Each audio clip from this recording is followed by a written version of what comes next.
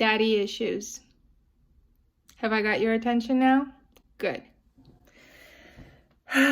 So let's talk about something that has unfortunately become quite of a street dating insult, disrespectful comment that women get thrown so often by total jerks and D-bags. They get labeled as having daddy issues, and even some men get that sort of treatment too.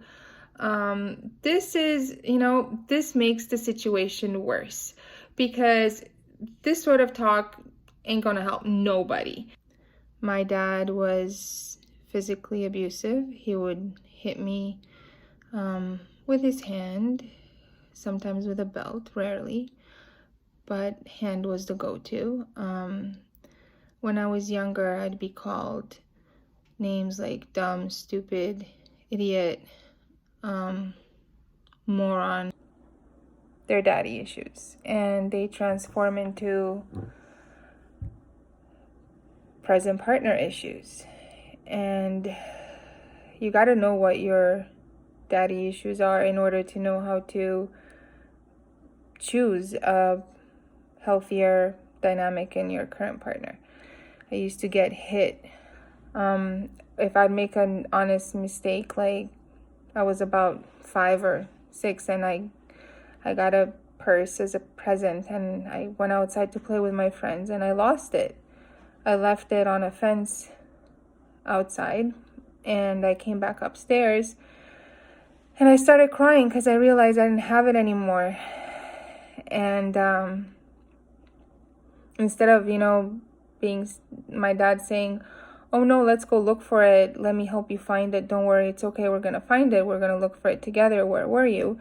He just grabbed me and shoved me into the bedroom and grabbed the belt and beat the crap out of me because I'm not supposed to make mistakes. And that created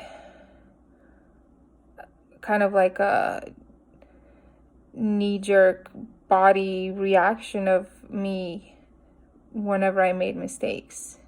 It's almost like I'd get hit all the time when I'd make a mistake. So therefore, I obsessed of not making mistakes, and that created a anxious perfectionist, a couple of decades down the line with an anxiety and panic disorder. Daddy issues. When we immigrated, sorry, that's my dog. When we immigrated, when we left Romania, we went to the US, and understandably, my dad was under even more pressure. So he became more aggressive. The stress he was under, like I said, understandably, but so was I. I didn't know how to speak English. I had left all my friends behind. It was really hard adjusting, and it's really hard to adjust when there's nobody, supporting you. So when we moved, his demands of me and, expectations of me became even more exaggerated. So and that had to be reflected in my schoolwork. So he would make me do like 1 or 2 grades ahead of time. He'd make me go steal the textbook. If I was in grade 5, I'd have to go steal the textbook for math in grade 6 and grade 7 from the classrooms, bring it home, and then teach myself by reading the lessons so that when I do get to grade 6 and 7, I would get perfect marks. And then when he'd ask me questions, and I obviously didn't do such a good job teaching myself because it was also in English and I was barely learning how to speak English. We had just moved to the States, and my answers weren't correct. And also when he'd yell at me, shout at me, I would freeze up out of fear, and then I would get the answers wrong, and he'd beat me really, really hard to the point where my mom had to pick him up off of me. And I think the worst part of that is whenever I bring that up now, my mom says it's not true. She doesn't remember any of it. That's her trauma response. But in those moments, it almost felt like it will last forever because there's nobody who could ever save you. And that's a big daddy issue to carry, because it almost makes you feel like you're powerless. So then when you encounter toxic relationships later in life, as I have in my marriage, my husband was cheating on me, yelling at me. If I'd cry, he'd slam the door on me and not listen. He'd leave for the night. I had a newborn, and he'd just leave and lecture me of what it is, what a perfect woman should be like, and how we have brought as women feminism onto ourselves, and how if we want to be career women, then we also have to be the perfect mothers and the perfect housewives like we used to be, and the perfect career women, because that's what we want. So now we have 3 times more responsibilities that we need to excel at, and that's what's expected of me as a wife. And I grew up with my daddy issues, thinking that I'm powerless, and I felt powerless in that marriage. And then whenever I would try to exert myself, I'd just get this door slammed in my face. And then I became really angry and disgusted with myself, because I felt like I'm turning into my mom. I felt like I was becoming that woman that gets insulted and mistreated, and she just takes more of it. And I knew I had to stop it. I knew I had to end it. I just didn't know how. So the bottom line is, we look for the familiar, and I was unconsciously seeking the familiar of my dad in my boyfriends, and then settled into a very similar and familiar dynamic with my now ex-husband. This subject came up yesterday in our Zoom support group, because relationships and attachment is where the pain is at. That's trauma happens in relationship, and healing happens in relationship. So this conversation came up in our call on Zoom yesterday, and that's when I started remembering how my dad's insults towards me played out in my confidence at school. And I realized that it has such a ripple effect, such a life butterfly effect. These daddy issues, how they end up ramificating in all of the categories in your life. They can reflect in your relationship with a superior, like your boss, with your children, how you are now the parent, with your partners, and with your friends. So healing daddy issues means healing our inner issues, and it's definitely a conversation worth having. So a lot of damage can be, can happen as we're growing up. When we grow up, we look to our parents as our lifeline. They are literally helping us stay alive. As children, our life depends on them, and their behavior is what we interpret as how we are valued and seen in the world. Now, the father complex, / mother complex. Sometimes our parents may not be able to give us what we need. The affection, the attention, the type of nurturing, soothing. If you can hear meowing, that's my cat Cleo in the background. Yeah, Cleo, I know. Isn't it annoying when a guy calls a girl and says that she has daddy issues? Rude AF. Anyway, if you have a jerk of a father or a mother, and you're mistreated emotionally, you're abused, you are belittled, you could be abused emotionally, physically, love could be very conditional and withdrawn, you could be neglected, treated unfairly, or even your siblings could do that to you as well. Well, that creates kind of like your interpretation of how you are seen in the world, what your worth is like, it kind of like sets the bar for your self-esteem and your self-confidence. And it's hurtful because we know when we're born, we know that it's kind of like coded in us that we need to depend on our caretakers to give us all those good things that we're kind of like innately expecting. And then when it doesn't happen and we don't receive it, there's still that, longing. So as I became, a woman and started dating, clearly I did not want to date my father. Nobody should date their father or their mother. You don't want to have parental figure that you're kissing and sleeping with. That's not the goal here. However, because those wounds are deeply ingrained in us as like in our core, it's kind of like unfinished emotional longings, unfinished needs. And it's an inconvenient truth that we end up having these instincts in choosing a partner that unfortunately is very familiar, because it's something that we're used to. It's something that we are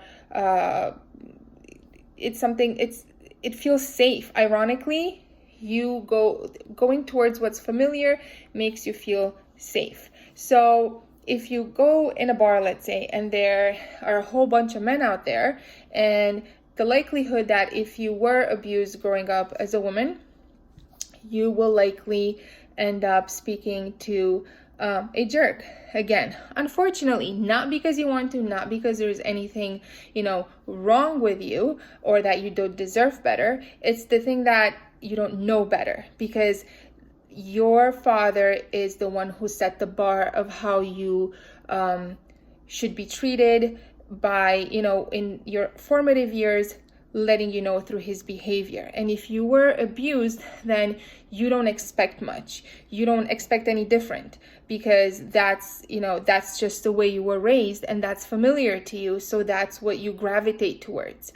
So it's really unfortunate, because then we end up having these dysfunctional attachment patterns, and having relationships becomes very difficult, and we have dysfunctional relationships, and it just ends up playing the past into the future, because what we want to do is we want to right that wrong. We want the history to end differently. So we're hoping that this time around, in dating this person, we will get them to love us. We will get them to treat us right. If we do better, if we just try a little harder, we will get the type of behavior that we know instinctively that we deserved from our caregiver. We will receive that love, that nurturing, that appreciation, that validation of your importance, because that's what we didn't get. We didn't get that we matter. We are worthy. We are valuable. We didn't receive that. So therefore, we are dating jerks and D-bags, hoping, to rewrite that script, hoping that if we take it that we were doing something wrong. So therefore, if we will do things differently this time, we will receive what we need in return. And well, we know where that story leads, right? So the whole point is for us to be able to reframe what is familiar and what is safe, and kind of like not take the past into the future. I have many clients, and even myself in the past, where, if it was a nice, kind, potential partner, we would label it as boring, because we would gravitate towards more complicated, messy, painful dynamics, because that's what we were raised to expect. That's what our fathers taught us. That is how we should be treated. And we didn't find like the nice, calm, soothing potential partners is attractive. We would get bored. You'd get, like not interesting enough. It's kind of like well, there's not much there. I'm looking for a little bit of extra spark. But then when you are in a longer term relationship, and if you do decide to have kids, there's a couple of kids involved, and, like serious life issues and circumstances come up, like illness, financial troubles, family issues, and any of that. You want to have someone who's kind, someone who's respectful, someone who's compassionate in your court. That's who you need. That's why, there's so many marriages, so many relationships break down, because there's so many unhealed attachment wounds from our childhood, and we use those to base our decisions when we choose a partner. And trying to heal ourselves and trying to, this is what I did. Went into therapy. I went into therapy, and I needed to kind of like get an idea of who I really was, what I was about, do some inner exploration. Now I like to call it as excavation. I don't, motivate, I excavate. So like do that inner work, get into the depth of it, get into the core of it, so that we can find out who we truly are, what our pain points are, what our, joy points are, and then see what our values and what we are about, in order for then us to be able to look at a potential partner and see how we align with them. So no longer like having a veil over our eyes and making decisions from our wounds, from our pain points, and trying to heal those by, applying what we need and giving ourselves that attention, and trying to see what they are, so that then we can identify when we're making decisions, is it my trauma that's influencing this decision? Or is it, my rational, healed self, my higher self, that's going to be making this decision? Am I in fight or flight or freeze or submit and attach? These are ways that we interact with others, the parts of us that interact in relationship with another. So it's really important that we discover who we are, what we are about, what our pain points are. And it's also hard, because then you have to accept, like, I was in therapy, and it's hard to speak about those things, hard to discuss, the way my dad treated me, sitting there remembering all that, while also at the time I was in a very toxic marriage. And I was like, why? Wow. It's hurtful admitting that you are in a very unhealthy relationship because you didn't know any better. That's what, that's what's called missing experiences. You don't know what a great, attentive, loving, supportive father looks like. So then when you're out there trying to pick a partner, you go with what you know, you go with what's familiar, you kind of repeat the past. And this is how you get stuck in this perpetual cycle of never really truly being with what you need and giving yourself what you truly, truly, deeply desire. So yeah, this term of daddy issues, it's really rude, but it could also be like a rude awakening.